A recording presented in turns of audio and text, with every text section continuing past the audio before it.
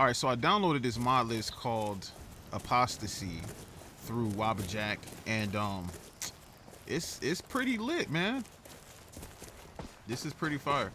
Um, yeah, I tried Novice, right? I tried Novice Ascension, Novice Awakening, because a lot of people rate those rate that mod list like really high. It's like I saw a guy on YouTube who was doing like a rating of mod lists, and he had Novice as like S tier, like that's the top of the line. So that's the first one I downloaded because I've been modding my game myself for about almost a decade, man, and I wanted to stick to that. A lot of people have been recommending me to try mod lists for a while, and I was like initially against it because I like curating my own experience, and I felt like mod lists kind of locked you into whatever experience that mod list creator wanted you to have.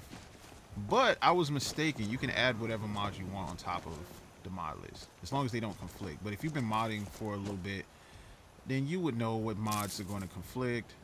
Even though they do a lot of like optimization patches and whatnot to make things work. Like this is a really optimized list. Like one thing I like about Apostasy is that they have all these different grass and tree mods working together in a way that doesn't hit the performance as much as like Novice. Because Novice, it kind of got me down to like 30s, man. Sometimes 20 FPS.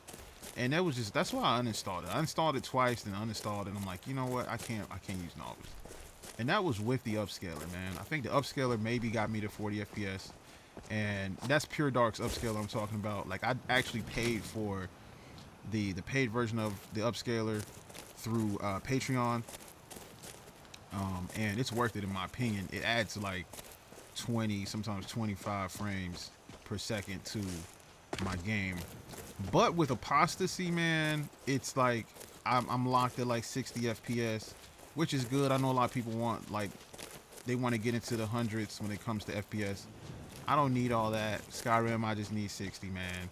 And Apostasy gets me 60. It looks great. The textures are amazing. Um, the Dendulad um, is great. It's just a great mod list, man. And it's like over 3,000 mods, I believe. A lot of content added, but it's not like Novice where there's just content everywhere and it takes you out of the game. Like for me, I love Skyrim because of the serenity, like the long stretches where there's nothing going on. That's what I love about Skyrim. And I feel like with Novice, there was just a lot of shit happening all the time. It reminded me of like a Ubisoft game, like Assassin's Creed Odyssey or something. And I don't really like that. I'm not a big fan of Ubisoft open world games. I know a lot of people are, so no hate. It's just it ain't for me. But I feel like Apostasy is fire, and I can add my own mods on top of it.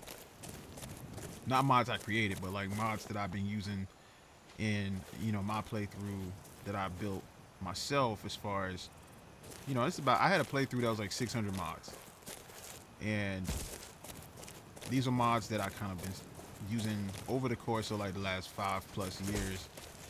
And I felt like a lot of mod lists didn't have certain mods that I like. Like I used this mod called Race Menu Preset Loader and also Lazy Followers. That way I can create a character like this character Zori and bring her into my other character's game as a follower.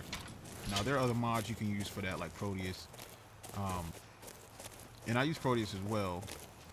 But those mods weren't in a lot of mod lists, and so that kind of kept me from using mod lists. But I was mistaken. You can actually just add those mods in, and so I was able to add the skin texture that I used, which is sapphire skin for red guards, and yeah, that was all I needed to know that I could do. Because to be honest, a lot of mod lists cater towards the Nords, so it's like red guard skin textures just don't look great, for a lot of skin mods. So sapphire skin to me kind of gives me this grounded look for my characters, and I like my Skyrim for this character to be grounded. There's other characters I have I don't mind more of a fantasy setting, but or high fantasy setting, colorful, bright, but I wanted to kind of keep Skyrim kind of grounded, and Apostasy is perfect for that. So definitely recommend Apostasy. Definitely recommend